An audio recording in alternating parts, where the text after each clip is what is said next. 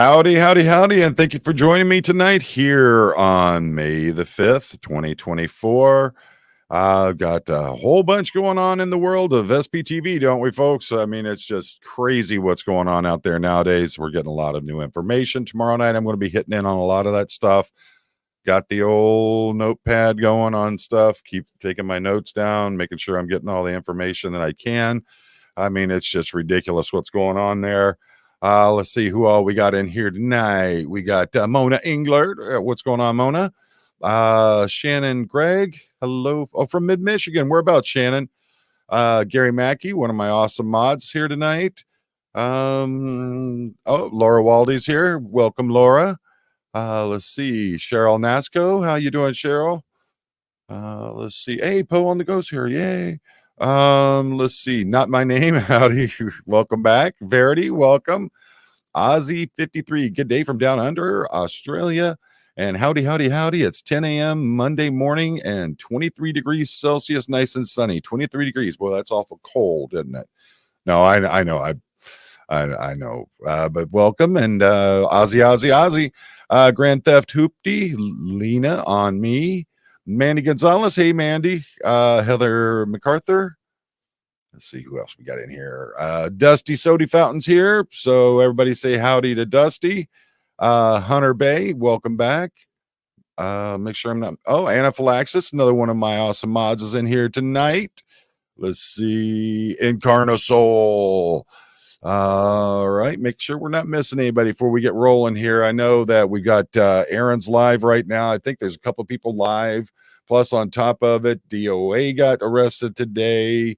Michael and Serge are live right now. So yeah, there's a lot going on, folks. Rodo, what's going on? Let's see. Yeah, and if anybody, if nobody, I know some folks saw it. I don't know how many people have seen it so far. I added a new emoji today, and I think it's pretty funny. Some people are like, "Oh my gosh, he's got a cigarette in his mouth." Hey, come on, folks. This is just a parody thing of the old 80s and 90s hardcore military type movies that used to be out like back then with Arnold and all those guys. And it's just Roscoe. So got to make him look hardcore. That's what we got to do. And everybody, make sure you say howdy to my brother from another mother. Mr. Nasty Nathaniel is in the chat tonight, all the way from Manila in the Philippines. Had a great talk with Nasty, talking about auditing in different countries, making sure you're watching your back, making sure that you're not putting yourself in a position where you can get yourself locked up or get in trouble. Grace Kelly, what's up? Timu Anonymous, I like that. There you go. Yeah, I actually made I've actually reached out. I'm trying to get hold of some folks. I used to have some contacts that were actual people with Anonymous, and dealt with them in some other things that I'd done, and trying to reach out to them so I can see what their thoughts on this whole Anonymous thing they got going on there. Lisa Robinson with that beautiful lab in the picture there. Queensland. Oh, all right. Yeah, we were supposed to, the wife and I were actually going to be over, and we were supposed to be going to Brisbane, and then we were going to be in an Airbnb in Brisbane, and then we were going to go over to the CMT Rocks Queensland event a few years ago before the pandemonium shut it all down. So, Sarah Bauman's here. All right, so it's Sunday night. You know how this works. We got a way we do this. So let's bring in our buddy from Clearwater, Florida. Howdy, Chad. Howdy, Poe. Thanks for having me. Oh yeah. Let's see. I noticed when I started talking about you how that head just started going. So, all right. Have you got the official business for us? Absolutely, Poe. I got my notes here. Weather. Excellent.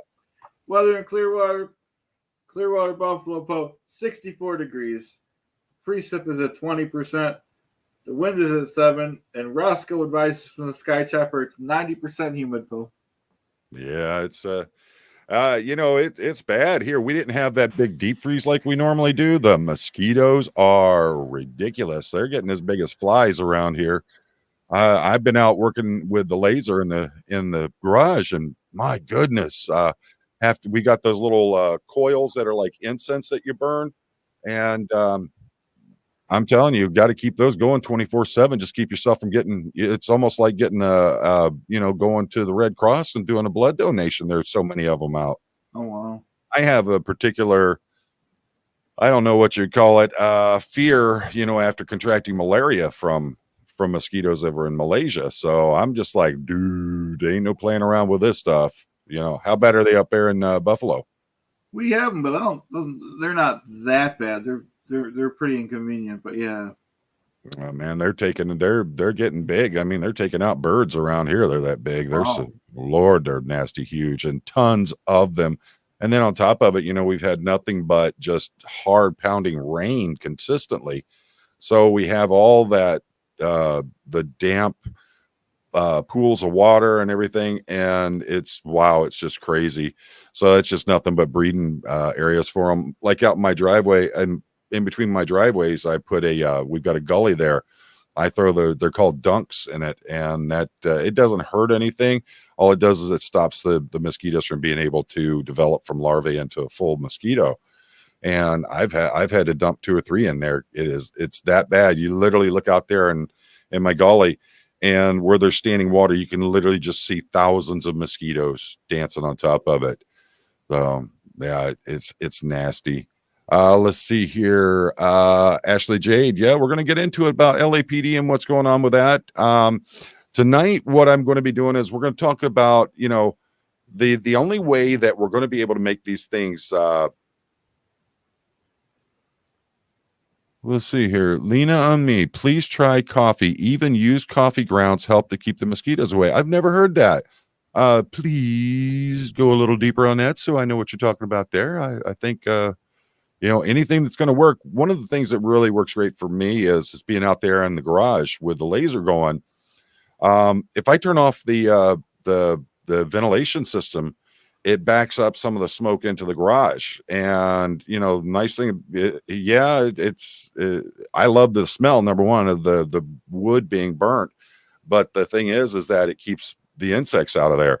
It's just, man, you got to do something. You can't stand in there with all the doors closed and no ventilation going.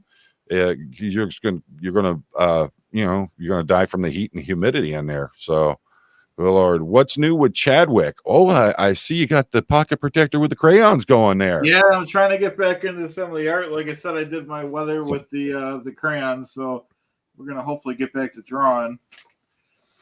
Yeah, that's awesome. Did you see the pieces I posted on the community page?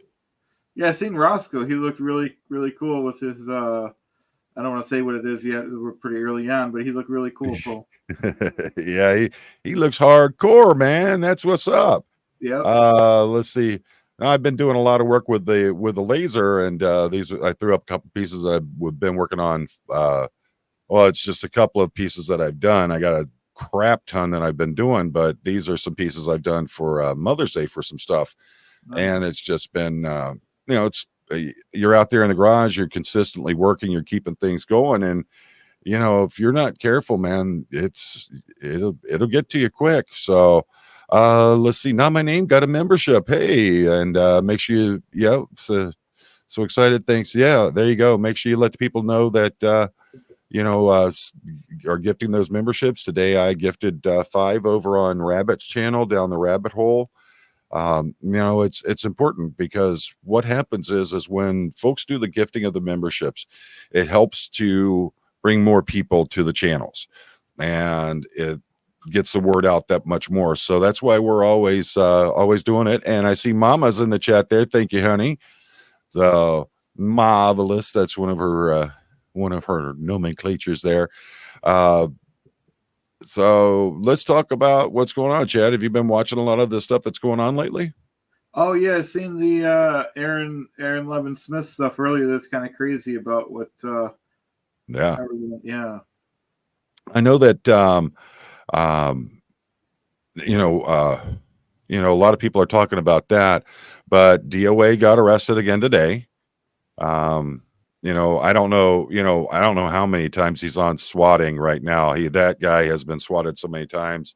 I believe in what a lot of people say, and he, one more swatting and he should get a free hoagie from the LAPD, but goodness. I mean, at some point, he's going to have to start pushing back against these fake swatting things, isn't he? Oh, he's yelling at the police, but the thing is that yelling at the officers who arrive, how does that, I don't see how that's gonna help. The thing is that, what you need to do is you need to go to where it hurts. You need to go to City Hall. You need to start hitting on those things. And so, Mona McLeese, who I had on the other night, a lot of you know her as Fat Grammy. She is paraplegic and wheelchair bound, and right now she's got both of her shoulders are messed up. She's in, yeah, it's hurting. Well, you got to remember, Sue. And I'll be honest with you, when I was working full time, and I would have the retirees come in, we showed them a certain amount of respect, but they sure didn't come in and tell us how to run our house. It's that simple. So I realize what, how the mentality and all that is. But what I'm trying to do here is I'm trying to give you all tools to help to make these reports, make these complaints, and start bringing these things to light and start forcing these departments in these cities, the states, the counties, make them start paying attention to it, start taking it seriously, and stop playing these games of, oh, well, you made a complaint. We have 364 days to go with the complaint. And if nothing happened, and the 364th day, they come in and they go, yep, we come up with our decision and nothing happened. And, oh, by the way, we're not releasing it till the 365th day. Oh, you want to appeal it? Sorry, but you only had, a grace period of 10 hours to do it. What I'm trying to do here, and I've been talking about it more and more in my lives lately, is I'm trying to show you how to work the system yourself. It's very clear Scientology is working the system. All right. The amount of calls that they're getting, the response that they're getting to things. We talked about it on the Boobgate episode, where, Chicago police, in a city that is one of the third highest per capita crime rates in the country, has the highest loss of life categories in the country, and they are severely understaffed. They had the time to go and arrest Nancy because the memories were out of control. Like I said, what next? Is the ATF coming in and going to go after underwires because they're not only a concealed weapon, but they are a weapon of mass destruction? I mean, come on. It was absolutely ridiculous that happened, and it should have never happened. But, that's the reason why I'm doing videos like this, because it is ridiculous that it's happening and it has to stop. That's why in the thumbnail, and by the way, I used AI to create that thumbnail, showing the police facing Big Blue with their backs to the public, with their attention on Scientology instead of on the people who are the real citizens, the citizens who are keeping their jobs, the citizens who are paying for everything that is going on. It's time that we start making the move, start filing complaints, start doing it the proper way, get the attention of not only the administrators and executives in the law enforcement community, but also start hitting on City Hall, start hitting on the folks who are running these cities, these counties, these states, start hammering on them. I'm constantly posting, how to get in touch with your representative to the United States House of Representatives, members of Congress, and it's in the chat now. That's the link there. So I want to go over some things, and I got to thank Mona Fat Grammy. I'm going to be getting with her this week. We're going to be talking about doing up what we call boilerplate type templates, where you can literally take these, insert name here, insert location here, insert incident here, how to do these things. And that way we can start running a more uniform way that we're reporting these things and start trying to make an even bigger difference in how things are going.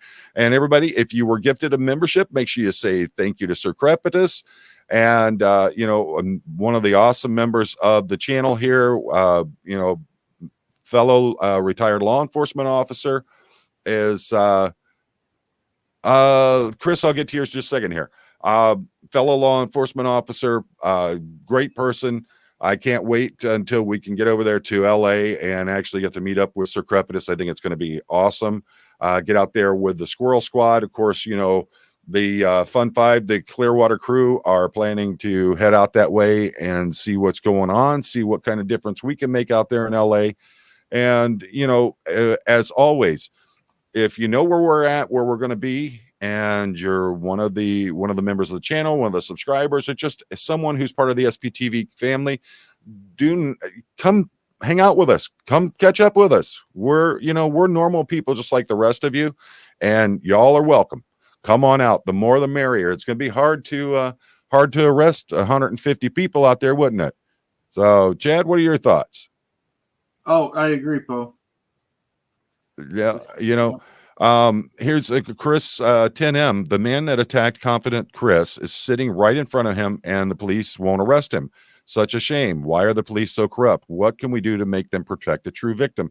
Well, here's the first problem we got is unless they have a warrant for that subject, it has been too long since the incident occurred. And I can tell you from my experience here in working in Michigan as a law enforcement officer, when you get a situation like that, if it's within a relatively short amount of time, which is generally within 24 hours, sometimes it can be boosted a little bit more depending on the severity of it. Yes, you can arrest without a warrant on what you have. But we're talking it's almost a month, 2 months now since the attack happened. And that's the thing. Absolutely. Is it has to be followed through the proper channels, because if they go over and arrest that guy right now, they don't have a warrant for him, and they end up taking him in, and he not only is he going to most likely be released, then he's going to have grounds to turn around and bring civil suit against the police department. And it's just, I'm telling you, this is one of the reasons why they're not going to do it. And then on top of it, can he bring civil suit against Confident Chris for it? These are all things you have to play into it. It's not a matter of there's the guy who attacked me, go get him. It's a matter of what was the timeline. All those things all those boxes have to be checked, because what you're going to do is you're going to end up killing the case by acting on it and not having the proper authority to do so. Hey, hello, Verna. How are you doing? Everybody say howdy to Verna Gordon. Verna is out of the Philippines. She has a great little channel over there, does a lot of live content. Great person. What are your thoughts on that, Chad? On the Philippines? Yeah. No, on what's going on with Confident Chris and all that over there. Oh, I think, well, number one, I agree with you that, about he shouldn't be, it's not the police's fault, but at some point, I think someone should be held. There has to be some consequences for all these swattings that people are reporting them. Eventually, in my opinion, someone has to answer to, why they're calling in fake reports and stuff. Oh yeah. It's there's all that's going to have to be handled. Lean on me. I've been saying put the pressure on elected officials. Absolutely. That's and I'm going to give you some points on this as we go through this that I hopefully will show you. There are ways of putting pressure on these elected officials, not just on do you think you're going to get reelected? I start putting this out there that you're protecting an organization that not only traffics children, but is also notorious for the fact they hide and cover up, and they do what they can to shut people down who are reporting the fact that SAs are happening to children. So, those are things that are really, really impactful, but there are also other ways of handling it too. And I'm going to be going over a lot of stuff when it goes to, as it pertains to that. Not my name. The swatting calls must be investigated. How can people get away with swatting nowadays? Well, it's a lot deeper than that, and I've talked about it a lot of times, just simply for the fact of it's so easy to hide your phone number, your identity as who's calling. I mean, there's literally probably 100 or more apps that you can use that will do that. So it's a matter of let's see, awesome blue beverage. There you go.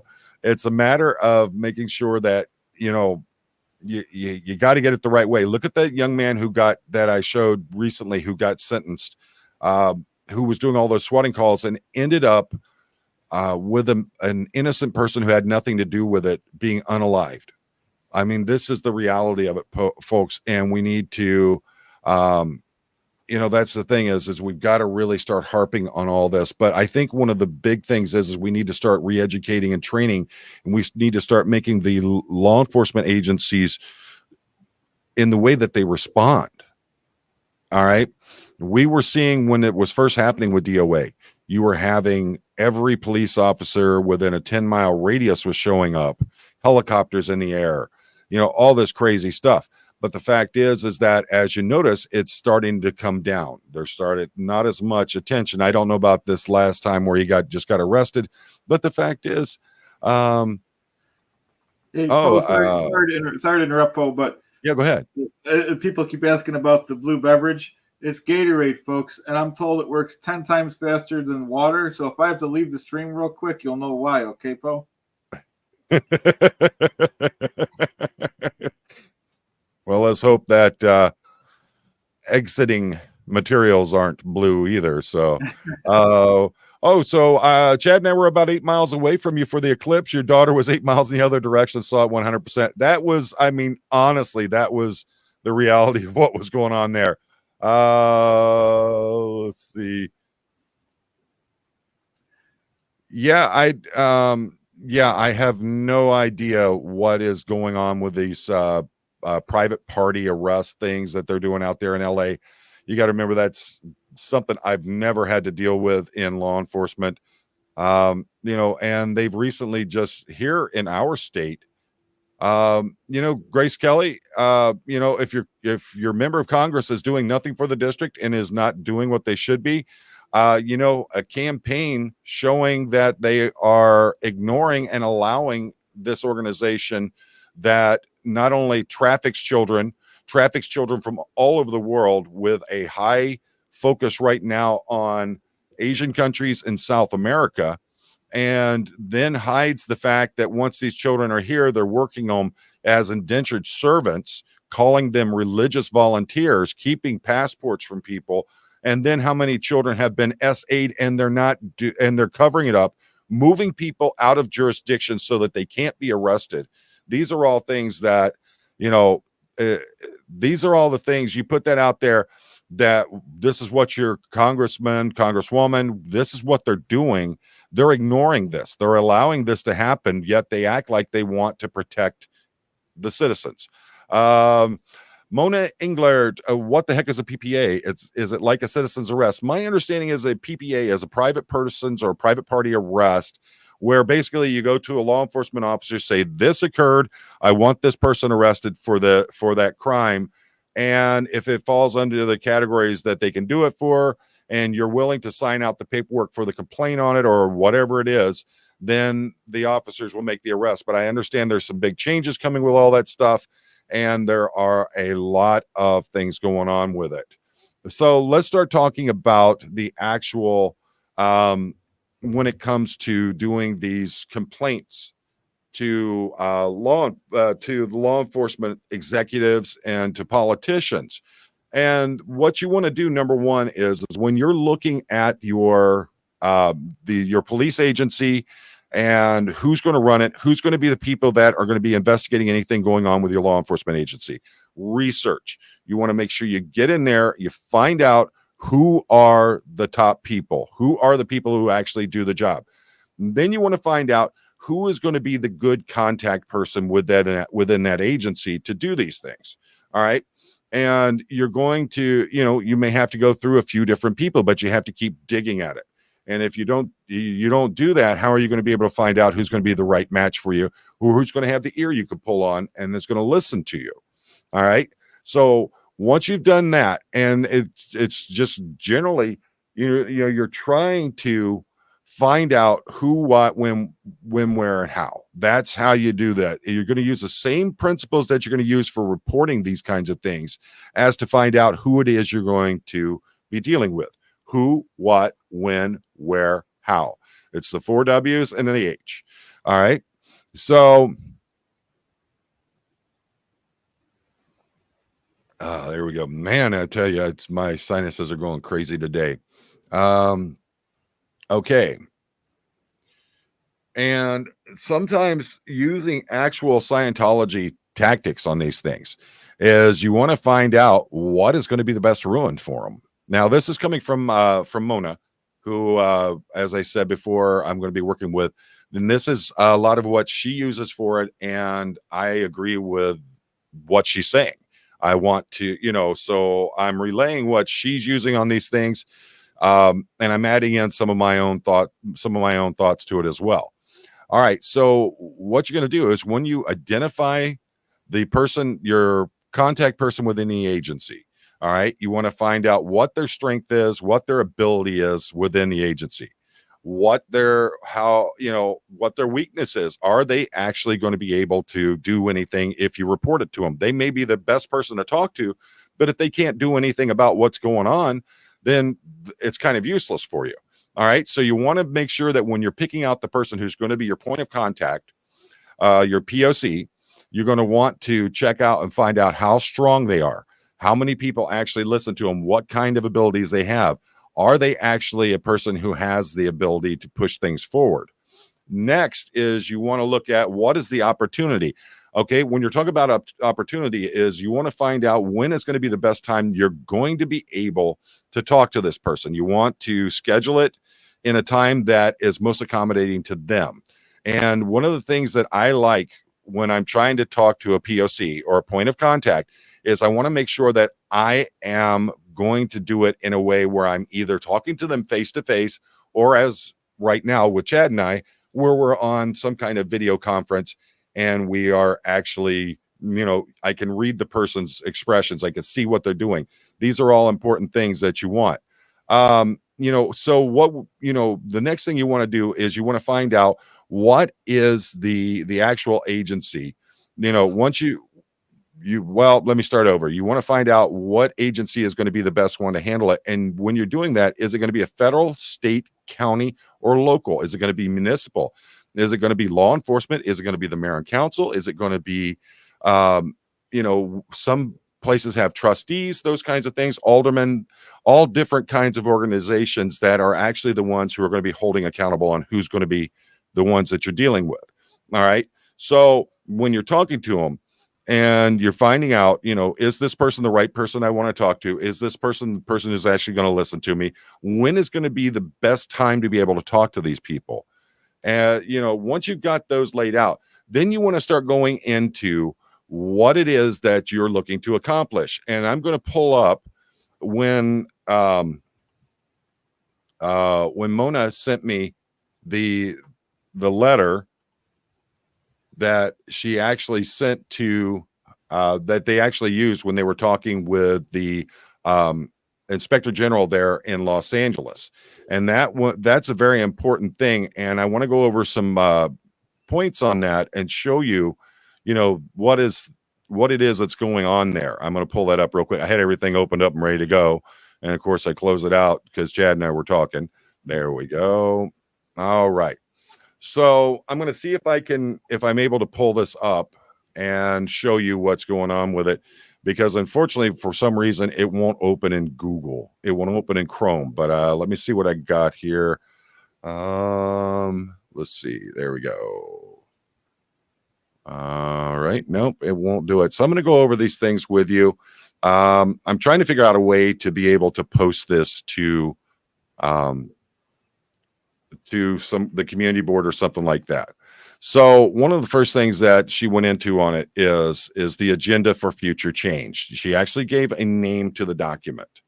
And so when you're approaching these kind of people, you got to remember a lot of them are going to be bureaucrats. All right. They work the system. So they want to have a title to something as to what they're doing.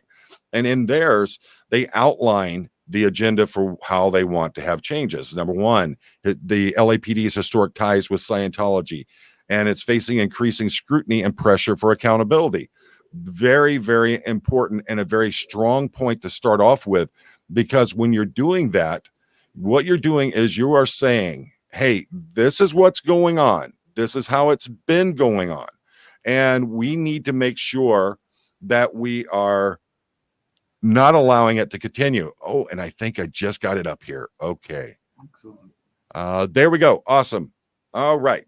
So if you look here, like I said, we have the title for it, and that is going to be what we're going to be presenting to them and how we want to see things. You know, what is our purpose? Today's agenda for future change.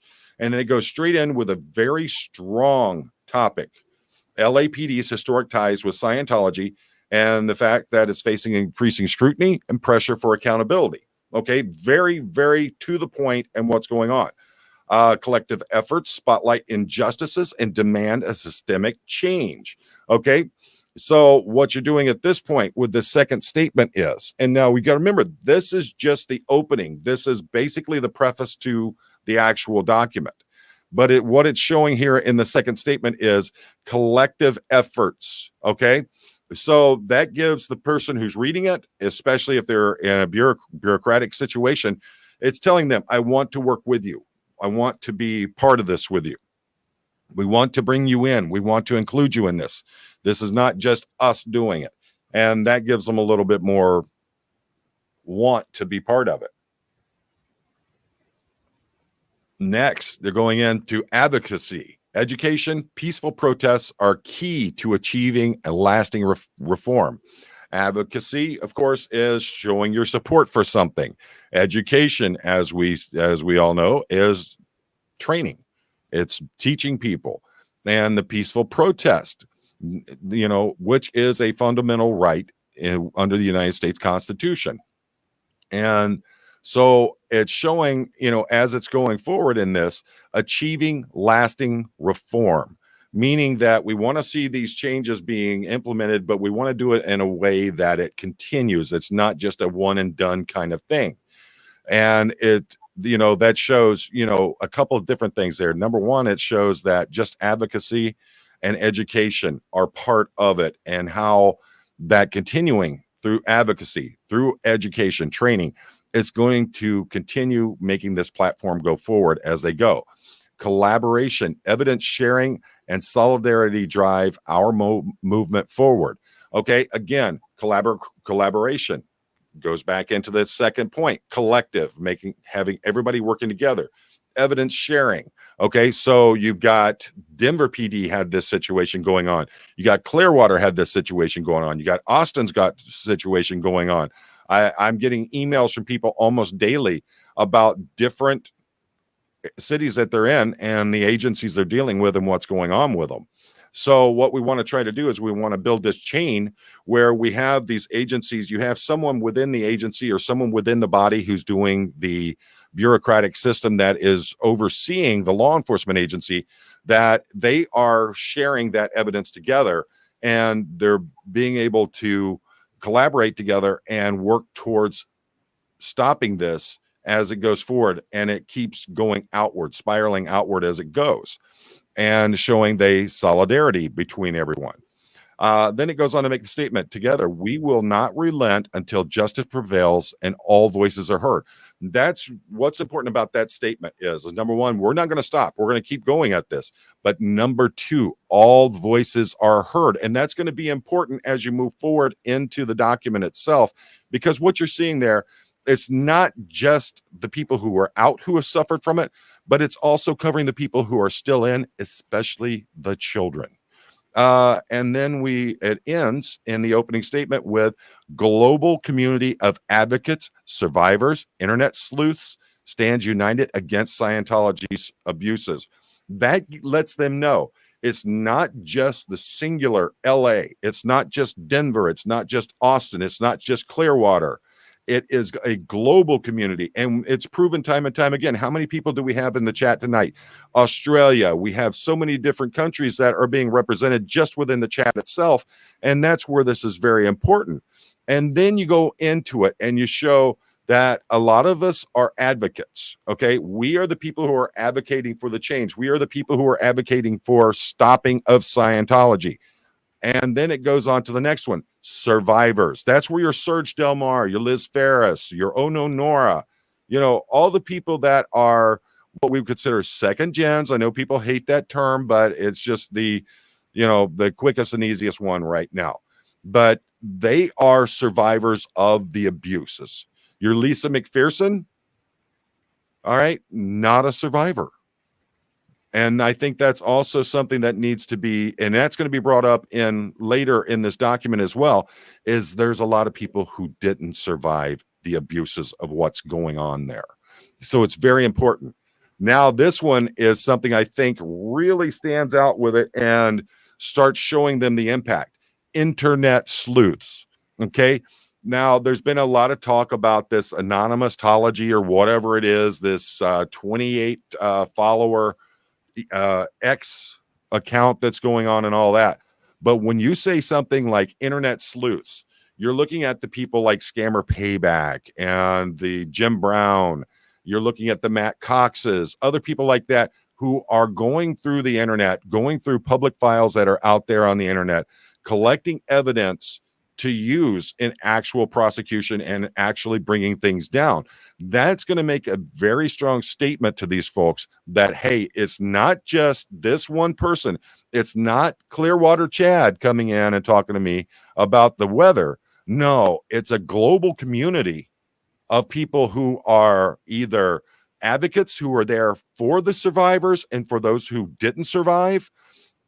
And it's also the survivors themselves, along with a dedicated group of people who that's what they do is they go on the internet and they track down the information and they start building cases that way. It shows them that it's very strong. And what really ends the whole thing is against Scientology's abuses. Okay, see how that is so impactful. Number one, we're not stopping. We have a community and it's global. It's worldwide. This movement isn't just out of Clearwater. This movement isn't just out of California. It is worldwide. It has everybody from the never ends all the way to the OGs, all building this community. You have this very strong, interwoven, connected community. And not only that, you have a ton of people who know what they're doing, tracking stuff down on the internet. And we're building it all for one purpose, to stop the abuses being done in Scientology. So next, when you go into it, and this is just page 2, that was just the opening monologue of it. Our why, the receipt. Okay, that's what's, you hear me say it all the time. You hear Marilyn Honig say it all the time. You hear Aaron Smith Levin say it all the time. Bring the receipts. Okay, that's the thing is how do you sit there and deny or ignore what's going on when they bring this information to you and they show you proof of what's going on, whether it be documents or it be actual video showing and proving what is going on. And this is, it goes into it and it says very clearly, this list underscores our grievance against both Scientology and LAPD. And why that works so well is, again, it shows the connection between the two of them. It's showing that there is an interlocking belief that LAPD and Scientology are working together. And it follows up with the LAPD's biased and unjust practices have consistently denied due process to children within Scientology, perpetuating a cycle of neglect and endangerment. All right. See how powerful that is? By showing the bias from the Los Angeles Police Department as it goes to anyone that's not for Scientology. What they're doing is, and this is a very strong statement, perpetuating a cycle of neglect and endangerment. Okay.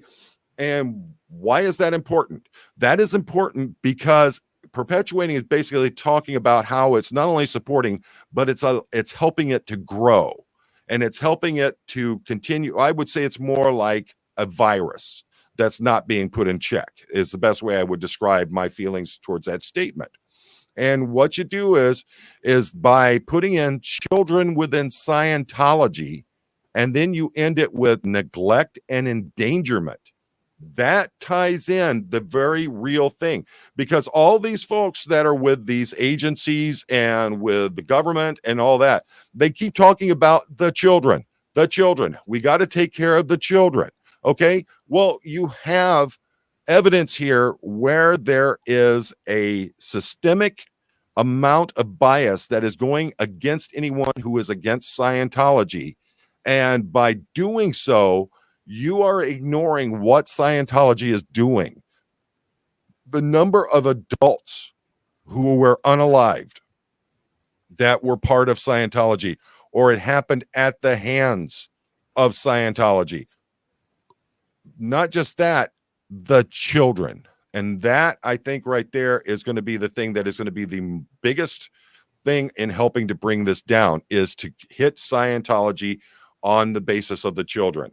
I also, as a parent, of course, my thoughts is the kids first, but it's not just that, it's all of it. But my main focus has been lately on making sure we're taking care of the children, getting them out of it, getting out of harm's way. And then it goes into, and now where they're starting to show receipts. The first thing that says Liz Gale. All right. We all know who Liz is. Awesome. Great person. Come on, who doesn't love Liz Gale? A third generation Scientologist who escaped the cult. Okay, if you look, that's very important. Escaped the cult. It takes it away from the whole religion thing to a cult, an evil entity. All right, and it goes on to say, experienced profound loss, including the loss of her brother Philip, while seeking solace in her art. Okay. So this is why, when you're building these kinds of documents that you're going to want to present to the authorities or to the governing bodies that you're going to be trying to bring about this systemic change, you have to do more than just say Scientology is bad, but you want to do it in a way that isn't overcrowding in the wording. You don't want to walk in with a 300-page document and it's basically saying the same thing over and over and over and over and over again. You want to make it concise. You want to shrink it down to the least amounts of words that you can use that still conveys your message. This one, I think this document was, 15 pages was total on it. So what you want to do is, you want to break it down. And I try to, when I'm doing these kinds of documents, I want to do them in plain speak. I don't try to use a lot of big wordage, things like that. What I want to do is so that anyone who's reading it can pick it up. Just because a person is a politician or a bureaucrat does not mean they understand this stuff. So, it doesn't mean they understand legalese. And that's what, that's a term that I've heard billions of times. Is legalese, is where people try to use wording that they would hear from an attorney or in court or something like that. Keep it, again, with one of my biggest things, keep it simple, stupid. All right. You want to keep it simple where anyone can read it. So if this goes out and it becomes a document that public can read, your average citizen who knows nothing about Scientology can pick it up and go, oh, wow. This Liz Gale, who was a third generation in that cult, had to escape from it and then lost her brother. And, wait a minute, there's a cycle of neglect and endangerment to children. What is going on? Why is nothing happening to Scientology? Okay. And, again, keep it simple, stupid, and just put it out there. It goes on to talk about on February 24th of this year in front of Celebrity Center in LA, there was a 75-foot scroll that was debuted. It was carried around the block by ex-members, survivors, and advocates, and it stands as a poignant protest against Scientology's decades-long mistreatment of children. Again, very important. Mistreatment of children. People, believe me, politicians, bureaucrats, it's very hard to sit there and just wave it off when you have a statement like that. On top of it, you show that it's decades long and nothing's been done about it. That is very damning to the politicians. So you better believe someone's going to want to step up and go, hey, we're stopping this. I didn't know anything about this. Thank you for bringing this to me. These are things that are very important, even if they may have known what was going on, or they may have been on the side of that bias. Because let's face it, folks, politicians and politics are fair-weathered friends, okay? Once one of them starts getting in trouble, their very best friends who have been their biggest supporters and backers are suddenly like, I don't know who that Clearwater Chad is. You know, I hear he doesn't like Tim Hortons coffee, so that's something I can't be dealing with. Chad, what are you thinking so far? Oh, that's a great, whoever wrote that did a great job. Yeah. And sorry, Jeff. I didn't get notified either, but apparently my wife did. So let's see here. All right. And it goes on to say the scroll bears the names of 129 individuals who were born or raised in Scientology and have bravely spoken out against it. You know, and then it goes on to say, tragically, it memorializes those who didn't survive Scientology, succumbing to personal reasons for doing it or other tragedies. Okay, that right there is a very, very, very strong and important statement. Memorializes. Okay, that right there gives you the sense those people are no longer with us. And then goes on to say, didn't survive Scientology. Why is that important? Because they're no longer with us, but you want to make sure you point out why they're no longer there. Okay, and it is very important. But they didn't just talk about this scroll. They went on to show a photograph of it. And here it is. You can see Aaron Smith Levin there. You can see Laura FM is there. I can't make out who all the rest of the folks are. I'm sure somebody in chat will see it. But of course, we all know who this person is. That's Liz Gale right there. And right here we got, and I like how they did this. Not only did they show the photograph of the scroll with everybody holding it and stretching it out, and you can see the names as it's coming down this scroll here. The receipt, children, LAPD failed, but originally it said Scientology in the black lettering, and it has these red dashes through it. So you can read that it says Scientology, but they make it look like we're wiping that and putting LAPD as the organization that failed these children. So again, what you're doing is you're connecting Scientology and the LAPD, continuing with the biases against anyone who doesn't support anyone who doesn't support Scientology. Our what, as it goes on to the next page. This is what they want to see done. Terminate the relationship between the LAPD and Scientology. Okay. We've in this document so far, they have shown time and time again, made the statement about the relationship between Scientology and the Los Angeles Police Department. Next, in the presence of children in Scientology. That is, again, going back on the point. We all know that the children are there. We all know what's going on with the children that are there. How many Serge Del Mars do we have to talk to about it? How many Ono Noras do we have to hear from? How many Liz Ferrises do we have to hear from? How many times are we going to have to hear about Lisa McPherson's? Okay. It's very important that we get this out there about children. Children is the word. And my thing is, I would personally, every time that I put the word children in there, it would be in all caps and underlined, and I would make it in bold type. But this is an amazing document that was put together by Mona. Okay. Next, eliminate all forms of abuse. Now that what's important about that is we've been hitting on children, but it's not just children that are going in there. How many times on the Aftermath show did they have people on there talking about being abused while they were in Scientology? How many times on live streams have we had people here that were talking about the abuses in Scientology? If you go back and you look at the interview I had with Jamie Mustard, and you hear Jamie Mustard talk about his story, his was nothing but a life of continued abuse from birth till he was able to escape. These are the people we definitely, we want their voices out there. We want them loud and strong. Why do we want that?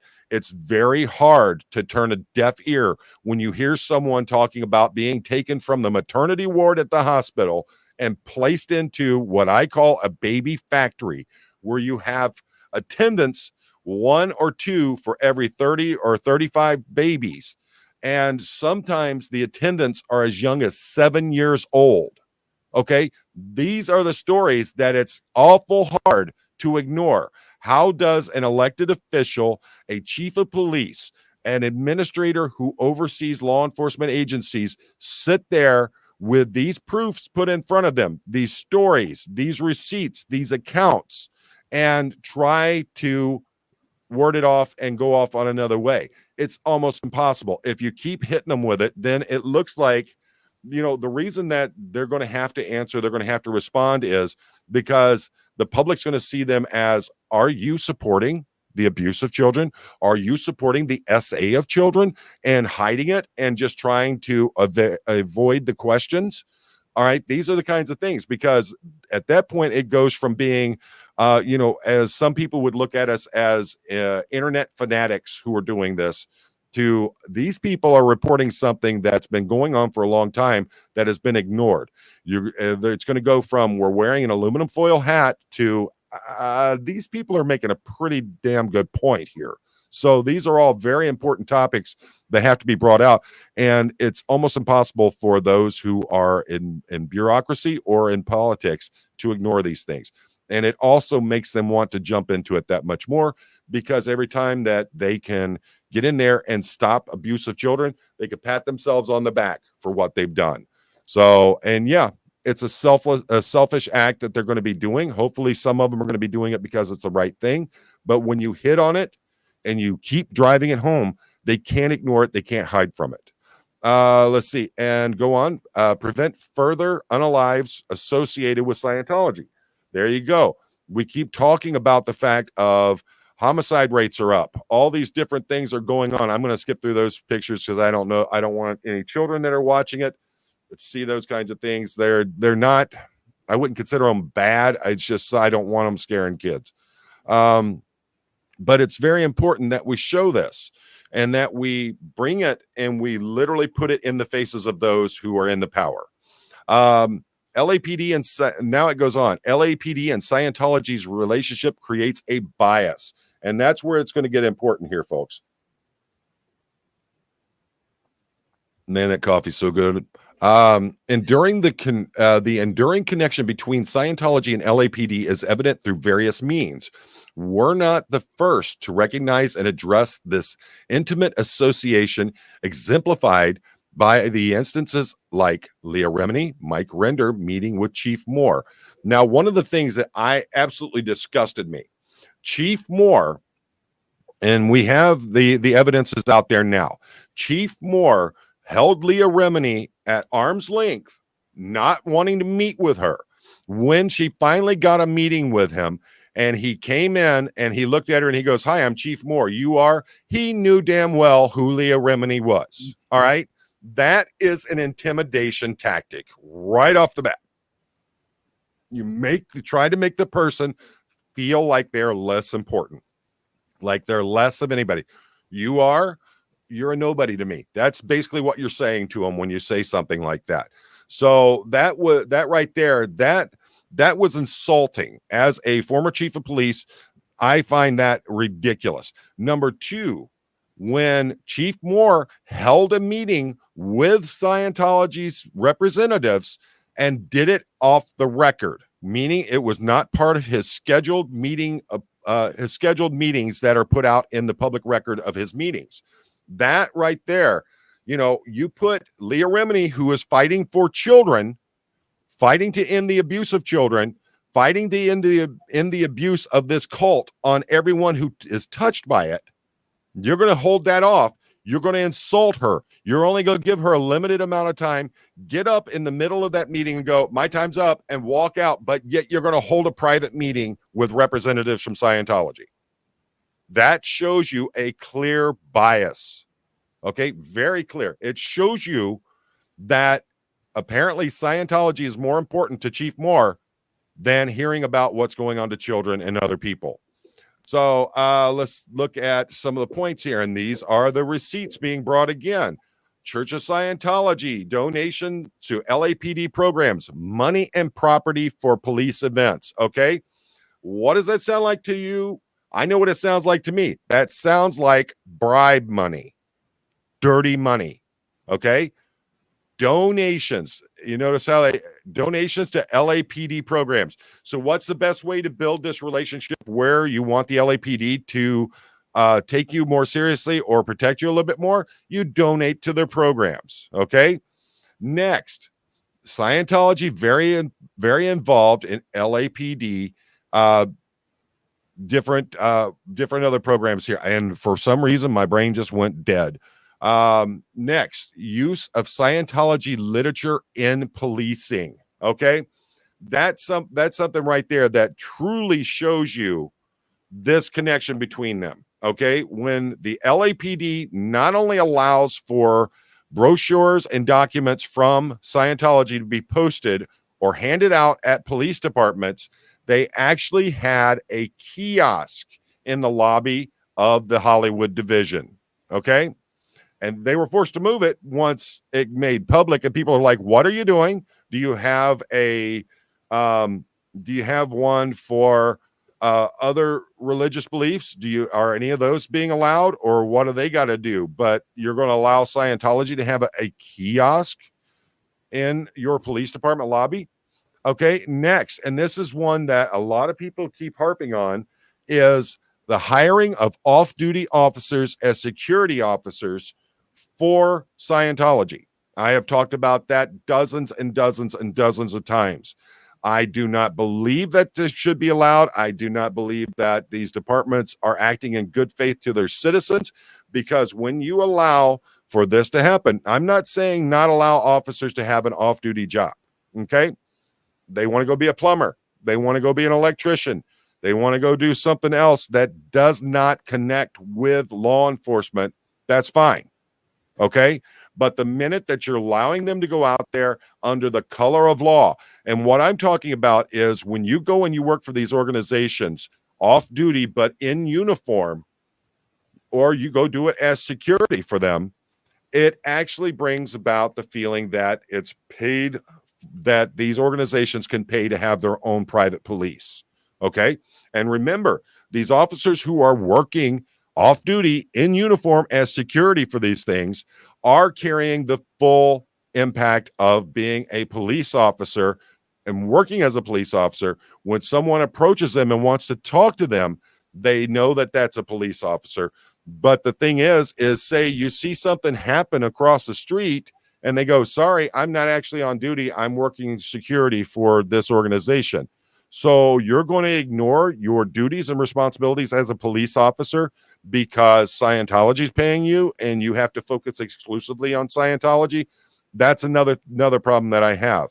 And it just builds too much of a negative kind of relationship between the police department and any organization. And I don't think and for me, it's not just Scientology.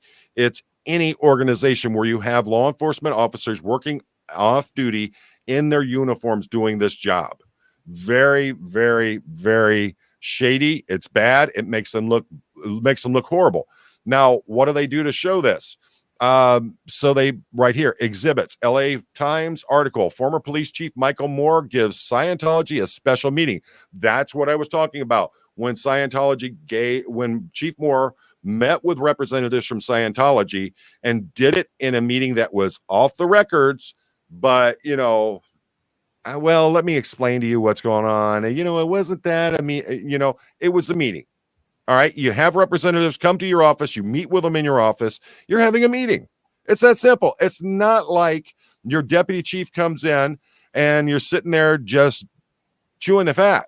Okay. You're having a meeting. The meeting was very specific. My understanding is boxes and boxes and boxes of what Scientology called evidence were brought in and given to Chief Moore. So tell me that is not a meeting. Tell me that is not something they shouldn't be doing. Absolutely. Yeah. Oh, let's see. It goes on. talks about Tim Tallman, Brian White performing at the Church of Scientology Christmas event. Again, since when is Scientology celebrating Christmas? If they don't believe in Christ, they don't believe in Christianity, how can you have a Christmas event? Okay. But they had a Christmas event. And you see right here, they show the photograph of Tallman sitting there. And of course, he's got those Terminator glasses on as usual in his LAPD uniform singing. And then you have Officer Brian White behind him on the guitar playing guitar. My understanding it was most of that band were LAPD officers in uniform. Okay. So what are you doing? All right. That shows a clear connection between the two. And then it goes on. Former LAPD captain Corey Polka received an oversized check on stage. I'm looking at it right now, and it looks like, I can't tell what the exact amount is, but it looks like it's either 20 or 20,000 or something. This big kind of check you get when you win the lottery, when they do that kind of stuff, or when the folks win, one of the big golf tournaments. They show those big oversized checks, and it's a way to advertise something. There it is. You have another LAPD officer, this time a captain. Okay, a captain. And you got to remember, you get to the rank of captain, that's pretty big within a department, especially a department like LAPD. Okay, when in Detroit, you have a chief of police, then you have 3 assistant chiefs of police, and my understanding is it's either 5 or 6 deputy chiefs. Then you have 8 to 10 commanders. Then you have captains, and and then as it breaks down from there, you have dozens upon dozens of lieutenants, hundreds of sergeants, above thousands of uniform patrol officers. Okay, so to make captain, that's a pretty big step up in rank. And now you have this person who is a well-established ranking person within the LAPD receiving a I don't know what you'd call it, some kind of token check that they're giving to LAPD. That right there is your receipt, as we were talking about. Bring the receipts, bring the information, bring the proof of what you're doing. Hammer it down. Make sure you are proving what you're saying. Here are 2 excellent examples. Polka and Tallman. And they're both really well known. If you don't know who Tallman is, he's the one who was there for the arrest of Aaron Smith Levin. Even though they had a sergeant there, Tallman shows up and suddenly takes over the scene. He looked like he was working a party too. Oh yeah, didn't he? How'd you like that? The way he jumped out and he was hugging everybody and hey, what's up? Oh, my man. Like I've said 100 times, I'm surprised he's not handing out headshots for his acting career. Probably the one that on top of all that is very damaging. Mayor Karen Bass speaking at a Scientology event. And, right here's the photograph. Here she is standing there with all this Scientology regala around her. Okay. Showing, and where she talks about what a great organization Scientology is and what it's doing for the planet. Of course, when she started running for mayor, amazingly, I never really was a fan of Scientology. I just went there because they asked me to. I'm just wondering, did you get paid? Did you receive an oversized check? Or did it happen another way? What's going on with that? But very clear connections with the Church of Scientology. And here's what Scientology calls it. It's called safe pointing. Okay, targeting crucial government committees, commissions, boards of the city is a global tactic that they use. This strategy has forged a relationship leading to systemic bias. Okay, again, here we go. This document is being put together in a way that it is not only explaining what it is we're looking to do, it explains how things are happening within Scientology, and they're bringing the receipts. Unjust outcomes. This is systemic bias. I mean, let's look at DOA. Very, very, very out in your face kind of situation. They call in swatting. And I've said it many times before. My favorite is when they called in about him walking around with a chainsaw, and you send in 30 officers, 2 helicopters. You show up, and the guy's standing there with his phone in his hand, recording. And where's the chainsaw? The minute you saw that there wasn't a chainsaw, that there wasn't one in his immediate ability to get to it, because I'm telling you, I've got chainsaws. I got 3 of them. Okay. They start off about yay big is my littlest one, and they get great big from there. Okay. So if he was supposedly out there, number one, you're going to hear that sound. It's a very distinct sound from a chainsaw. Number two, you're going to be able to see it quite clearly. Yeah, you can carry it around with one hand, but for the most part, you're going to be holding it with 2. That's the safest and the best way to handle it. And it's very hard to sit there and try to use a chainsaw with one hand. It's just ridiculous. But the thing is, they knew this information going into it. When they got there and saw that he didn't have any weapons on him, it immediately should have been broken down, and they should have dispersed all of the resources that they were using to investigate it. Should have dispersed it. That could have been handled by a 2-man, because my understanding is they do 2-man cars. So it should have been handled by a 2-man car. All right. They get there, they find out nothing's going on, send everybody back instead of spending the thousands of dollars that they did to investigate this guy. Why did it happen? Is it because Scientology is the ones who call it in? And I'll go into, what should be happening on this. All right. And as I said, unjust outcomes. Next, we have the endangerment of lives. Okay. We're not just talking about those who are in Scientology, the children, the Sea Org members, the staffers, and all that. We're talking about the people like DOA, Confident Chris, Aaron Smith-Levin, and the fact of how many times we've had assaults on these folks, and what could happen if the wrong officer shows up at the wrong time and they see one of these folks out there with their gimbal in their hand and something happens. Okay. How are they going to be able to backtrack themselves out of that? Because I guarantee you the whole world's going to explode on them if something like that happens. And I do not ever want to see that happen. But the possibility that it will happen grows every time that they respond with ridiculous and over abusive amounts of manpower that they're sending to handle these situations, imposing unwarranted financial strain on the already shrinking budget of Los Angeles. This is where it starts really getting into what's going on. The budget. When you start talking budgets, politicians and bureaucrats start their eyes open really quickly. All right. A lot of them will sit there and tell you, oh, we're there. We want all the children to be safe. Their concern, budgets. All right. Money. Because if we don't have the money for this, how do they have the money for my job? That's how a lot of these bureaucrats look at things. All right. And it goes into it. Bias. And this is from Mona's point of view. I've filed several claims that vividly illustrate this bias. These claims directly challenge the mission of the Office of the Inspector General. In LAPD, they have an Inspector General who oversees the Los Angeles Police Department, which is to ensure that all LAPD employees conduct themselves with honesty, dignity, and respect toward the public.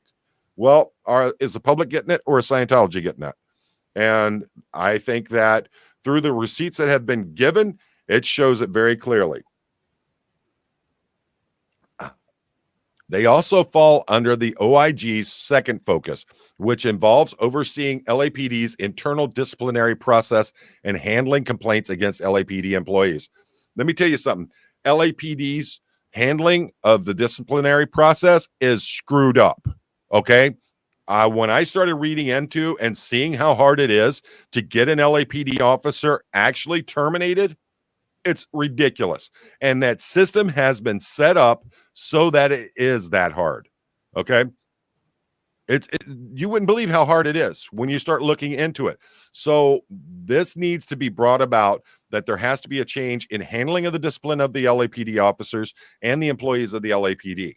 Okay. That's where one of the first things that's going to happen is you start making changes in the fact that they can actually be held accountable for what they're doing. This is how you start it. It goes on. The pattern that has emerged is striking. Individuals are being arrested without probable cause, often on Fridays, holidays, weekends, seemingly to prolong their jail time for exercising their First Amendment rights through peaceful protest. Okay. What is important about that statement? Fridays or holiday weekends. Why is that important? Because if it's something like that, the chances that they're not going to see a judge until Monday morning become that much longer. Okay. So in a lot of departments, you're in for a simple misdemeanor. You may not see the judge on Saturday. It's starting to change now since the pandemonium happened, where they're doing a lot of the video arraignments and a lot of the video conferences and everything like that. That's starting to change. But you start getting going into holiday weekends, it may not be working that way. So, and especially in a city as big as LA, you would hope that they would have the things in process, but that's how it goes. And they know that's how it goes. So if you swoop them up, and that's, a term from law enforcement, swoop them up on a holiday weekend or on a weekend period, what happens is they got to wait till Monday to go in front of the judge. All right. That used to be an old tactic. The old dogs used to do it all the time, where they would specifically arrest people on a weekend because they knew they wouldn't see the judge. And especially if it was someone who was intoxicated, because by the time it came for them to go in front of a judge, if they had something on a Saturday, then they were still probably too intoxicated to go in front of a judge. So they had to wait till Monday. And that way, they're going from being someone who's supposed to be ensuring the enforcement of the laws to judge and jury by punishing those people themselves. Wow. And then when you look at it, and it talks about here, exercising their First Amendment rights. This is a very impactful statement in the simple fact of First Amendment rights. This is a United States constitutional right. This isn't just this is how I think it should be. No, this is a constitutional right that you have. All right. And talking about jail time for exercising their rights. Okay, that's very important, and it's a very damning statement in and of itself. Despite these arrests, neither the city attorney nor the district attorney has filed any charges in these cases. Okay, you see how important that is? No charges. Aaron Smith Levin arrested. No charges. What did they say? Oh, he was brought in under detainment for further investigation. Bull. Okay. Chained to a bench, right? And chained to a bench, right? Yeah. Oh, yeah. I mean, it's more than just, him being brought in. But as I've said before, when you look at what the Supreme Court has defined as an arrest, he was placed in handcuffs, placed in a police car, driven to the police department, where he was further held, where he was contained, where he was shackled. Basically, his hands were still cuffed together, probably behind his back, and then they change him to a bench. What do they do at that point? One of the people that's running all this crap wants him chained in the bathroom. So does that mean that if someone else goes in there to use the bathroom, he has to sit there while that person uses the restroom? That in itself could be defined as a form of torture. You are forcing this person into a situation where not only is it emotionally damaging to them, but think about the hygienic dangers going on with that. Handcuffing him in a bathroom? All right, that's nothing but purely trying to punish him. There's no other reason for it. You have jail cells. You have a bench that he's already chained to. Why do you got to move him in the bathroom? Why do you got to put him in there? Unless you want to punish him. All right. I mean, I'm surprised they didn't just pull out the clubs and beat him right there. I'm really surprised that didn't happen, because the way this whole thing was handled, it was clearly biased. Okay. And then, like I said, no charges filed. Put a spanking on him. And I go back to a story from 30 years ago as a union representative in my department. An officer was terminated for grounds that weren't justifiable. There was no evidence to prove that anything that happened that he had been reported as doing And when I went to the mayor at the time and I said, you cannot terminate him for it, the mayor looked at me and said, oh, I know, but it's going to take him 6 months to get his job back. That's 6 months. He's not going to be able to pay his mortgage. 6 months. He's going to be having to try to find a way to feed his family. He's going to learn his lesson. People know how to play the system. And that's what that mayor did to that officer. And that's what it looks like is going on here. And so it goes on. And this is, again, bringing the receipts. January 19th, 2024, Aaron Smith Levin. February 16th, Josiah Adler. The arrest has been brought to the attention of the DA, and we are seeking an investigation. February 16th, 2024, Daniel Scott, Daniel and Cam. March 9th, 2024, Daniel Valeda Gonzalez. March 9th, 2024, William Good, Streets LA. March 13th, Audit LA, Color of Law. April 14th, 2024, Children of Scientology. Okay. Again, it's very important. Continue to put your receipts into these kinds of documents. You want to put it in there that you are showing this isn't just my thoughts on this. This is what's actually happening. Then it goes into the next part, undue justice. All right. Many of the claims detailed above starkly highlight the issue of unjust treatment. How does it do so? It shows the fact that you have this known organization doing these, that is committing these abuses against both children and adults. All right. But they continue to be shielded. And every time that they call, you get an unequivocal amount of police response into things. And they act out on those who are merely using their First Amendment rights. All right. They are exercising their First Amendment rights to be able to protest peacefully, First Amendment audit, freedom of speech. These are all very important. So, Chad, what are you thinking so far? Oh, I love the doc. I love the presentation, Paul. It's very, very great. Let me go through here. I gotta let me catch up with some of these statements. Aussie 53. This was from Mona, and you know her as Fat Grammy. That's her YouTube channel. Make sure you check her out. She has this letter is going to the Office of the Inspector General for the Los Angeles Police Department. That is the organization that is responsible for investigating and making sure that things happen within the LAPD. And it's very important that they're the ones that you get their ear, because if changes are going to be made to happen, that's the office that's going to be done through. And Fat Grammy's in here. So everybody make sure you're saying hi to her. I'm sorry, I'm reading her document here, and didn't see her come in, but welcome, Mona. Were your ears burning? Mm-hmm. So let's see here. Voice of one crying. Scientology pays no taxes, provides no valuable service to the community. They drain resources and tax dollars from the public. Absolutely. But you know what? Politicians don't care about that. Bureaucrats don't care about that. What they care about is, oh, they gave us a $20,000 check for this, for that. Oh, wow. We needed new chairs for our office. Guess who bought them for us? Sir Crepitus. I may have missed it, but is that PowerPoint going to be made available for download? It is very well done. It is more than very well done. That is one of the best documents I've seen someone turn in so far for law enforcement, for the abuses of law enforcement through Scientology. And again, and here it is. I'm going to put this up here so everybody sees it. That is Fat Grammy's YouTube channel. I'm going to go ahead and pull it up. Let me get that on there so we have it, so y'all can see it. All right.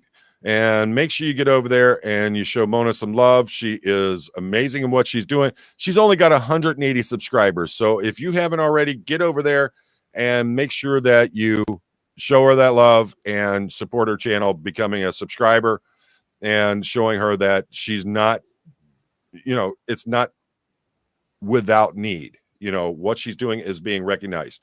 Virginia Martinez, thank you for becoming a member of the channel. Thank you. And Miss Kim's been a member for 2 months now. Thank you. thanks to the police opinion that this is wrong. Absolutely. Look, I've been very clear from day one. Yes, I'm a retired law enforcement officer. I'm a retired chief of police, but I'm willing to call out stupidity. I'm willing to call out corruption. I don't believe in the blue shield or whatever it's been named in so many different ways that it's been, it's been put out there. The fact is that there, yes, we do believe in the thin blue line. That is good officers doing the job that they're supposed to be doing. And they need to, those officers need to be the ones that are being projected out there and being presented to the public, not these idiots that are not doing their job. What's up? Oh, I know, Mona. Got two Monas in here. Okay. Well, let's see. I'll just go with Fat Grammy and Mona Englert. How's that? Mud Skipper. That's cute. Mad corruption happening now in LA at Blue Building. Yeah. I mean, we have DOA just got arrested again today. Now, was it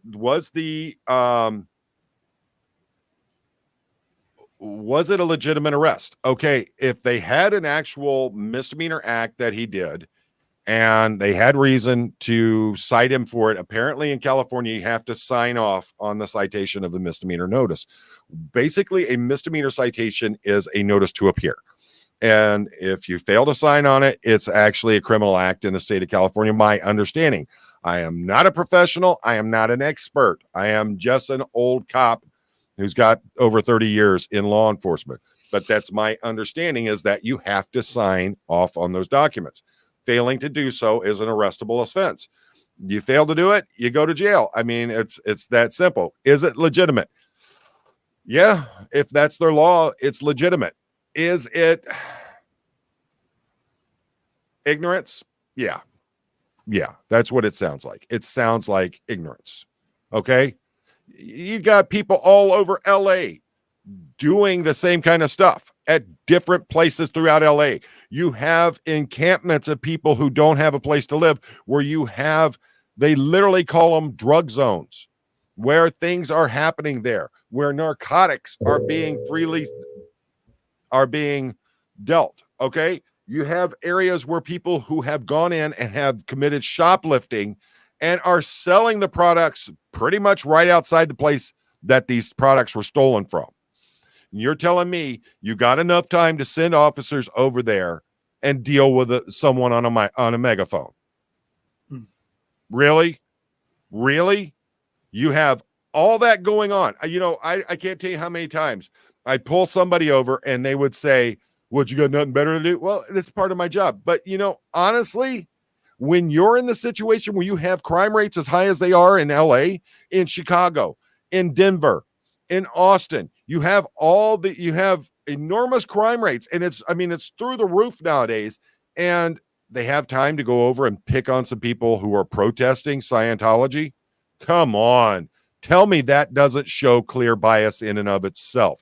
You didn't have enough officers to go over and make sure that Target, Walmart, Walgreens, all these different stores that were there.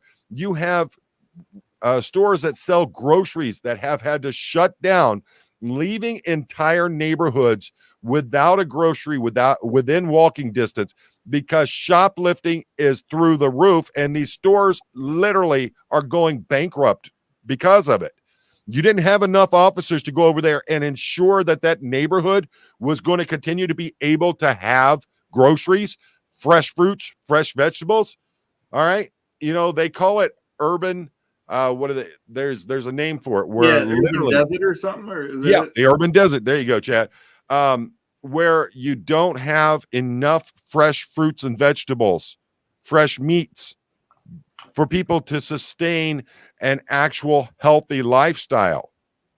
What are they going to do? Run down. We call them party stores here. They call them convenience stores other places. What are you going to do? You're going to tell these people they need to go down to the local party store and buy microwavable food that has little or no nutritional value to it? Tell them that that's what they've got to live with. I know of people here in the Detroit area. Well, actually in Detroit, I actually met a man who was in his 80s who had never left his neighborhood. Okay, you get that? He's never gone outside of his neighborhood in the city of Detroit. He was born, raised, worked, raised a family, lived his entire life within this neighborhood block area and has never left it. This is a real thing. Okay? So when you take away the ability to get healthy foods, nutritional items, things that they need because of your negligence of duty or because the negligence of politicians, and you're telling me that you have the time and the ability to focus on a group of people exercising a constitutional right? Bullshit. That's what it is. Very simple. You are failing your citizens. You are failing the children and the people who are in Scientology. You are failing those that were in Scientology. You're failing them. But you sit there and you act as though you're doing these great monumental achievements for society. Utterly ridiculous. Absolutely. What you drawing there, Chad? Oh, I'm gonna maybe draw some stuff later. Oh, okay. I see you sitting there. Them crayons are gonna melt in your hands. Yeah. Hope some heads roll after the letter was presented and huge changes were made. Well, as Mona was saying, she got an actual conference with the OIG. I believe it was a video conference where she was able to lay all of this out. Now they want to have another meeting with her. Amazing. Amazing the things that she's done. I keep hounding on it. You can make a difference. Ask Mona herself. All right. In a wheelchair, paraplegic. Now both of her shoulders are messed up. She's waiting to hear back for I think you're waiting for an MRI, aren't you, Mona? Pat Grammy. Sorry, Mona Englert. She's waiting for an MRI on her shoulders, or she's waiting for the results back from the MRI to say what's going on. Okay. Now she's at the point where not only where she's restricted to bed now. Okay. That should tell you. All the folks that say, I can't do anything, I can't make a change, I can't make a difference.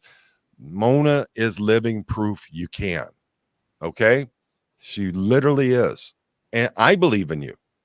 Chad believes in you. Yep. All of us believe that you can make that difference. The only thing holding you back is your own fear. All right? Kick fear in the ass and stand up and be the person that you know you can be. If it's okay, I will make a follow-up video regarding peace officers' responsibilities before accepting a private person's arrest. That's awesome. And Sir Crepitus is actually a retired California law enforcement officer.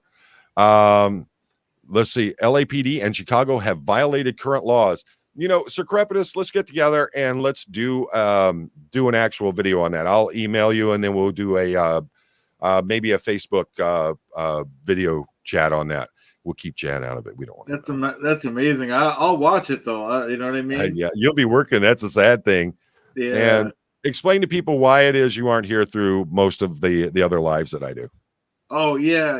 Because I do work 2 jobs, everyone. I work second shift, so yeah. And believe me, I would have Chad here if he wasn't working, but he's doing what he's got to do. He's doing a stand-up thing and he's working. So Ozzy 53, the best defense is having knowledge and experience to put the corrupt people in their places and made accountable for their actions. Well, not just knowledge and experience, bringing the receipts. Add that to it, Ozzy, and you've got the formula for it. You can do it in your country.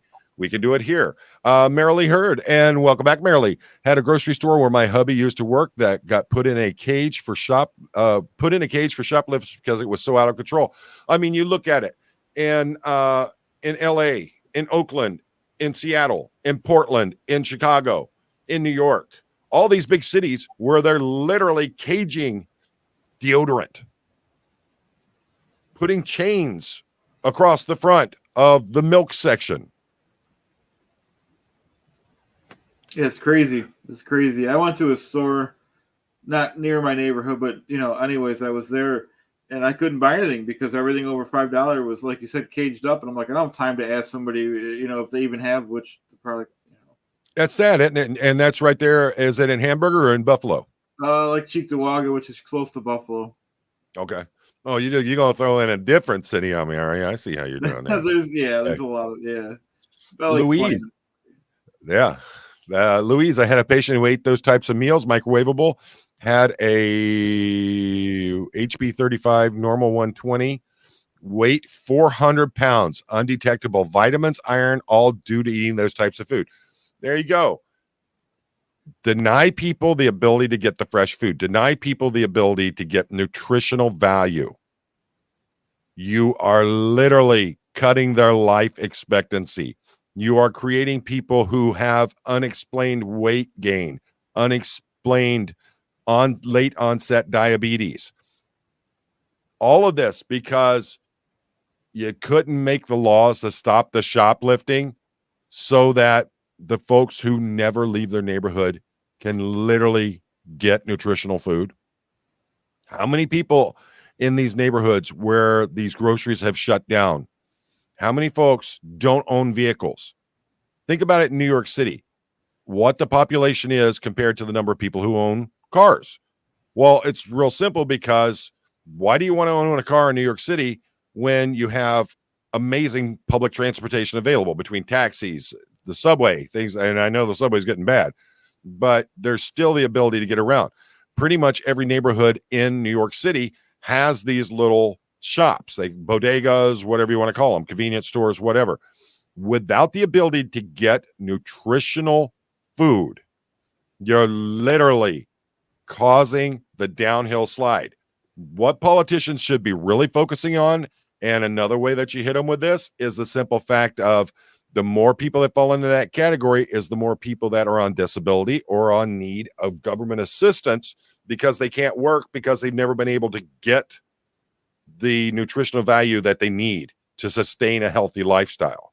All right. How do you explain it when you have children who've never eaten a fresh piece of fruit? How can you explain that? All right. If it wasn't for school, there are a lot of children who would never get nutritional food. They would be getting the same slop that other people are having to microwave and ingest because there's nothing else for them. I was so glad when the initiative came about where Detroit allowed for neighborhoods to come together and build neighborhood gardens in vacant land that is city owned. The reason for that is it allows those people who can't get out of their neighborhood to get the ability to go and get fresh food, get fresh vegetables, get fresh fruits. Very, very important. And I know I'm missing a lot of stuff.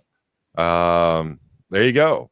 Keyboard warriors accomplish so much. We need everyone. Absolutely. Oh my goodness. Look at here. We got us another degraded person in here. Pert Scientology. What's going on, hon? Let's see. Make sure I'm not missing. I know I'm way, way, way behind. Dusty Soda Fountain. LA is crazy, John. That's why I'll have your back when we get out there. I'll be right behind you. Yeah. I heard you the other night talking about if we do get swatted, how you're going to let me and Lori Plays stand in front. Yeah, I hear you, Dusty. I live 250 miles from the closest org, so I can't protest in person very often. So I started making the flyers for anyone that wants to use them. That's my contribution. Absolutely. Make the template so someone can literally print it out, take it to their nearest place, or even take the file itself to the nearest place where they can get it printed out. Print out a bunch of them. That you're doing it, Pup Groomer. You're doing it. These are the things I'm talking about. You don't have to step up to the level that Mona or Fat Grammy did, where you're actually getting these kinds of meetings with the public officials that can handle things. What Pup Groomer's doing is making it easier for those that are there, that have an org near them or have a mission near them, a place where you can protest and do these things. That is making the difference. Let's see. Kate D, the strongest people are those who work in the shadows like Chad. Oh, if you knew how much shadow work Chad does, who helps everyone, or Mona finding the cracks. We all can be strong in our own ways. Absolutely. Let's see. I don't. Have you ever heard of Per Scientology Audit, Chad? I don't think I've ever heard of that person. Have you? I've heard the name. I don't. I have to Uh, make sure I'm subscribed. I've heard the name though. Sounds like a fake account. Food is so expensive here. ATM2 going to start growing in. Yeah, I mean, that's the thing. My wife and daughter were talking about it. I'm going to have to build some box, on legs, some of those, what do they call them, mobile gardens or whatever, Yep. so that they can start growing vegetables out back. I mean, it's ridiculous the amount of money that it costs to just buy green peppers, bell peppers. Okay. Look at the prices in the grocery. So if we're able to, at least during the summer and fall months, use, vegetables that we've grown here ourselves instead of having to buy them, then all we have to focus on is meat. Oh my gosh, is that expensive or what?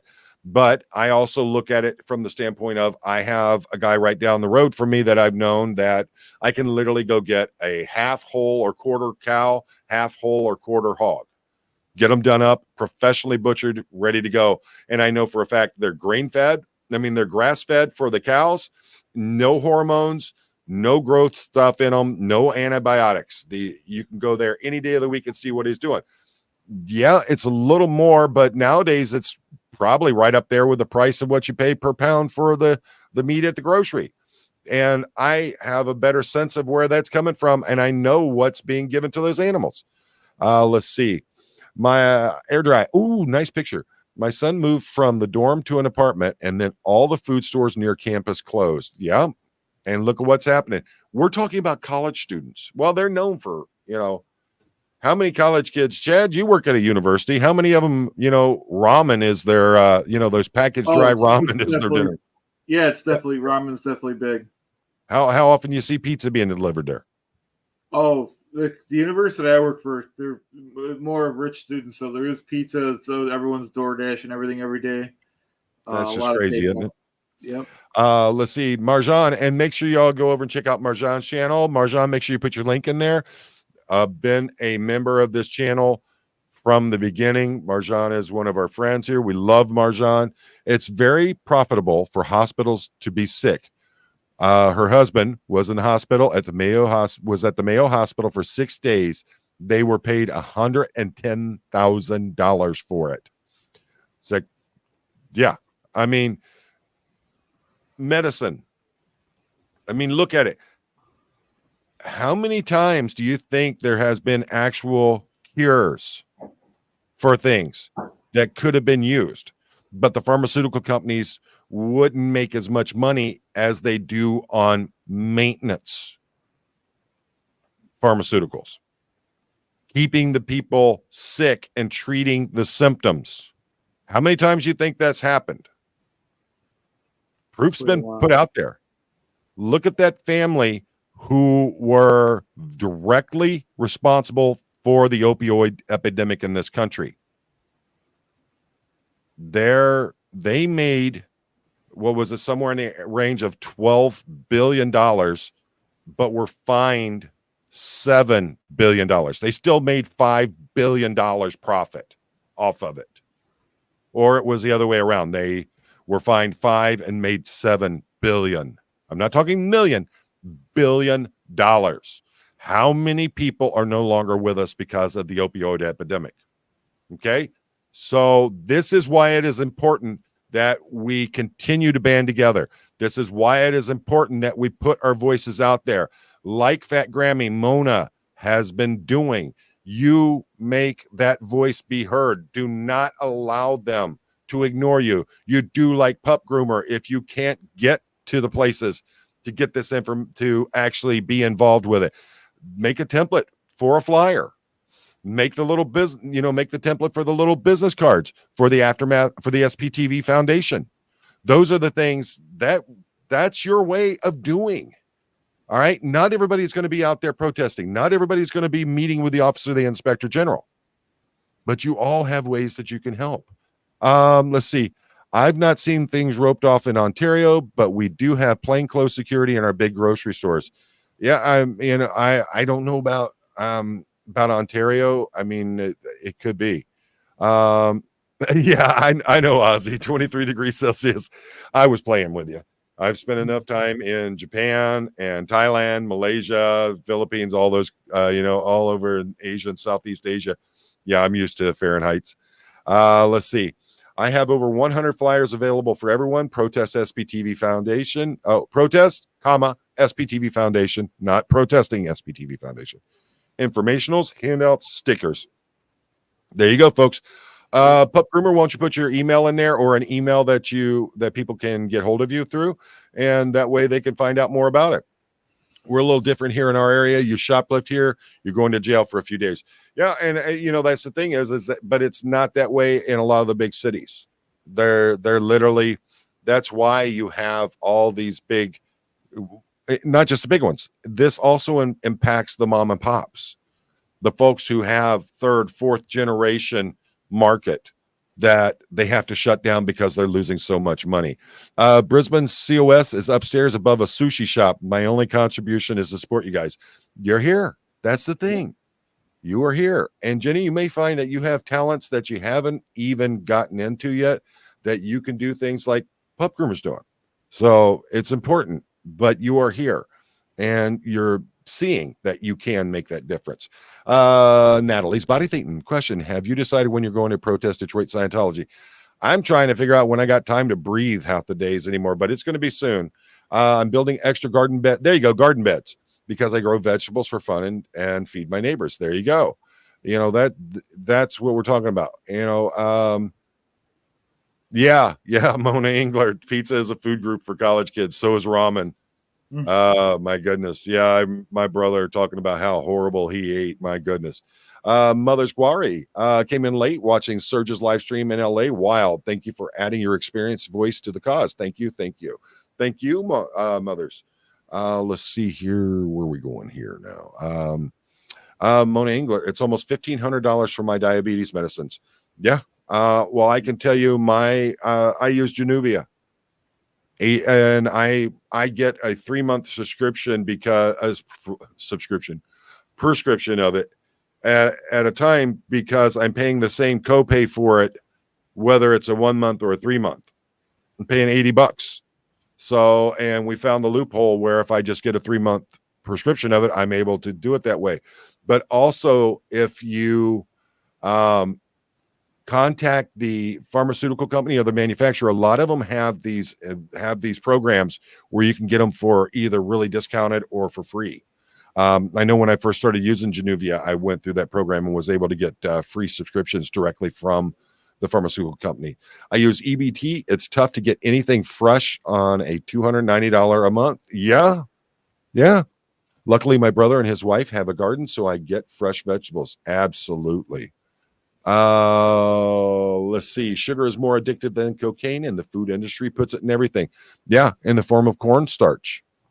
That's crazy. Let's see. Knit Perry. I know 2 people who are no longer with us due to opioids. Yeah. I mean, it's not something, these things used to be like back during the 60s, 70s, 80s with the nose powder. That was the thing you saw. LA, Chicago, New York, those kinds of things. You didn't really see it hitting in the rural areas, but the opioids blew up. Let's see, make sure we're not missing anything else. I don't know how that would go. Make it so that the stores in New York make it a membership. You go through security office, give your ID info, and receive a swipe card. The only way to get in is with a swipe card. No need to lock up items. People figure out ways to get around that too. That's the sad thing about it. Let's see, Ozzy, thank you for a great and informative video. And you see there, thanked Chad for that too. Yeah, there we go. All right. So what are you thinking so far, Chad? Oh, this is a great. I learned a lot from the document. Yeah, the document. Yep. And I'm going to do a follow-up where I'm going to go through this more, But folks, what I wanted to do, I mean, look at it, we're an hour and 45 minutes into it already. But the simple fact is that unless we do something, unless we start changing our tactics, the fact is that Scientology, even though they're not supposed to, they're changing their tactics as well. You know, where it used to be they would have mobs of Scientologists come out and confront someone. Now what they're doing, instead of doing it that way, they're calling in fake 911s. They're swatting people and getting the police sent over there to confront them. Okay. And why are they doing that? Because their bull is not working the way it used to, where they used to go out and they would confront someone and have a video camera right in their face and go, do you like essaying children? Huh? Is that how you still feel? Or screaming in their face, do you beat your spouse? You know, that's the kind of stuff they used to do to people. They do it at airports. They do it places like that, literally trying to destroy people's lives, trying to destroy their integrity, trying to destroy how they look to other people. Those are tactics that they've been doing. All right. It isn't working anymore because now the internet is here. The internet is all knowing, all powerful, no matter where you are in the world. You got Verna Corden, who was in here. Verna from the Philippines.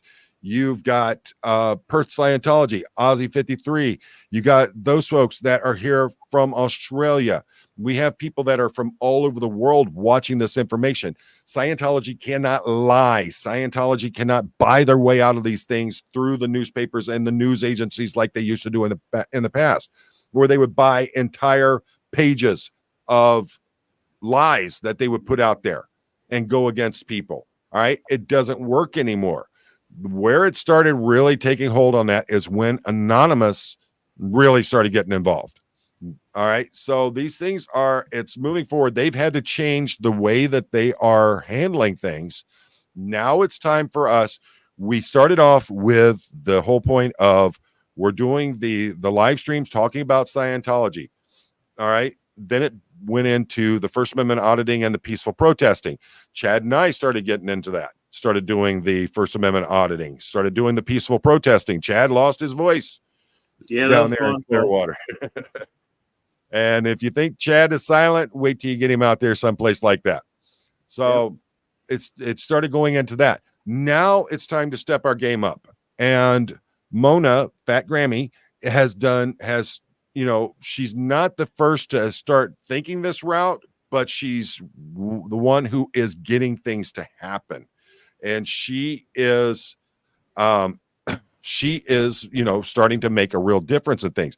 Now it's time that more of us step up and start doing that.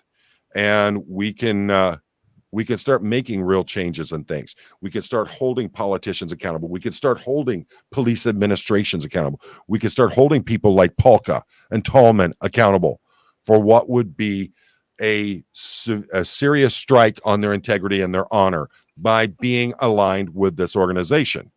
Okay. So you can do it. You can make a difference. And Tammy, yes, I know about the other arrests that have been going on. And I talked about them a little bit earlier. The fact is that yes, you can. I believe in you. Chad believes in you. Everybody here believes in you. You just need to believe in yourself. You can do it. And you don't have to be online doing a live stream. You don't have to be, out there, boots on the ground, doing the auditing and protesting. Something as like what Pup Groomer's doing, putting together flyers, designing templates for flyers, designing the cards that support the SPTV Foundation. Those are important, and we believe in you. We believe you can do it. You just need to know you can, because you can. And all you have to do, take that. Oh, it's okay, Tammy, don't be sorry. It's all you need to do is take that first step. It's like the person who has secluded themselves into their home for 20 years and they decide to, go outside for the first time, and they went with this fear. I believe it's called agoraphobia, where they're afraid to go out of their home. They make that first step out and they realize that it's safe. They can go out. they can go see the world. Maybe a bit overwhelming at first, but they can do it. You can do that. You can be the next Mona, the next Fat Grammy. You can do that. You just need the belief in yourself. You need the drive, and you need, proper research. And just remember, when you are putting these things together, follow, very simple guidelines on it. You can do it however you want to. I'm not going to tell you have to do things a certain way. I'm just making suggestions that I know of from being a law enforcement executive and administrator as to what gets our attention. It's like when my kids were first putting together their resumes and submitting them to companies. Someone that I know who owns a company that does the temporary job placement and things like that told me point blank, have them do their resumes on neon colored paper. It'll get the attention. And guess what? It did. Okay. Wow. So everybody, Chad, you got any closing thoughts for us? I think to add to the last statement about helping, and it doesn't have to be a lot. You could start out with just something little to get you going, and if you find that works, you can keep doing more and more. It doesn't have to be, it doesn't have to be something huge. But other than that, I learned a lot tonight, Paul. I thank you. Yeah. Oh, not my name. We got from that to medical costs by just simply showing how the system's broken in so many different ways. We're talking about how, these departments seem to have more time to go out and arrest protesters than make sure that they're stopping shoplifting that's shutting down store after store after store. And that's the thing.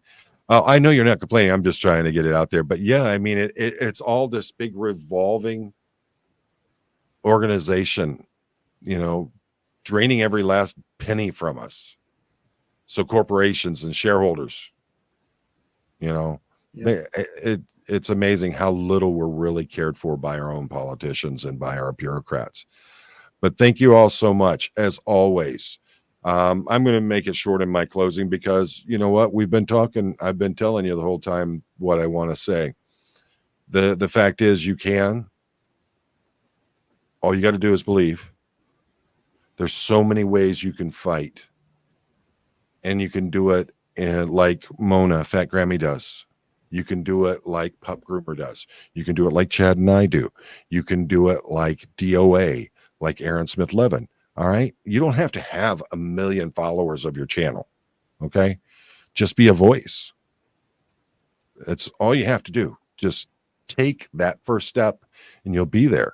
And folks, I believe in all of you. I know that you can do it. And as always, life is short. You get one shot. You got to make it count. You got to make that step. You got to take that leap. All right. That's how we do this. And thank you for joining us tonight.